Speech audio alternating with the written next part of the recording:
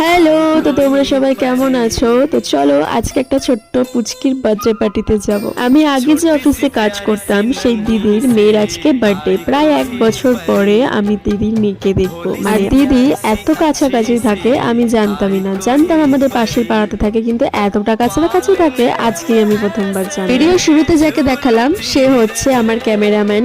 আমার video photo সব ওই তুলে দিয়েছে। আর আসার পরে আমি বলেছিলাম কফি খাবো না, কিন্তু সবাই দেখলাম কফি খাচ্ছে আর বারবার দাদা রিকোয়েস্ট করছিল কফি খা কফি। অনেক টেস্টি বানিয়েছি, তাই জন্য যেহেতু টেস্টি বানিয়েছে তো ভাবলাম 1 কাপ দাও। 1 কাপের জায়গা গাইস আমি 2-3 কাপ খেয়ে নিয়েছি। সত্যি এত টেস্টি হয়েছিল, অনেক ভালো ছিল খেতে। এই যে আমাদের বার্থডে গার্ল, ওকে কিন্তু একটা ছোট্ট গিফট দিয়ে দিয়েছি, পার্স মানে অ্যাকচুয়ালি ক্যারি করার জন্য একটা ব্যাগ দিয়েছি, স্কুল ব্যাগ টাইপের, কিন্তু এটা স্কুল ব্যাগ বলা যায় না। তো এবারে আমাদের কিন্তু ডিনার করার পালার। এসে কিন্তু কেক আর চিকেন পকোড়া খেয়ে নিয়েছি। আর ডিনারে ছিল লেগ পিস মানে চিকেন বিরিয়ানি আর চিকেন চাপ। লেগ পিস দেখে তো আমার মনটা একটু শান্ত শান্ত হয়ে গিয়েছিল। বিশ্বাস করো, লেগ পিস পেলে বিরিয়ানিতে একটু মজাই লাগে, তাই না? খেতে কিন্তু অসাধারণ ছিল সব কটা জিনিসই।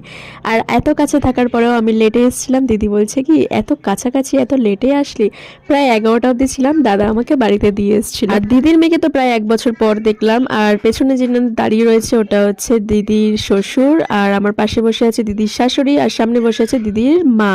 আমার আর দিদির খুবই ভালো বন্ডিং ছিল অফিসে, আমরা দুজন মিলেই অফিসটাকে সামলাতাম। আর তখন আমি রিসেপশনিস্টের কাজ করতাম, ফ্লেবোটমিস্ট ছিলাম না। দিদির থ্রু থেকে আমার ফ্লেবোটমিস্ট হওয়া মানে আমার কেরিয়ারের মেন জিনিস চুজ করা। তো কখন তোমার লাইফে কে আসবে, কিভাবে কি হবে, সেটা তো একমাত্র ভগবান জানে। ওনার জন্যই আজকে আমি প্রফেশনাল ফ্লেবোটমিস্ট, আর আমি আমার প্রফেশনকে ভীষণই ভালোবাসি। তো এই ছিল আজকের ব্লগ, টাটা।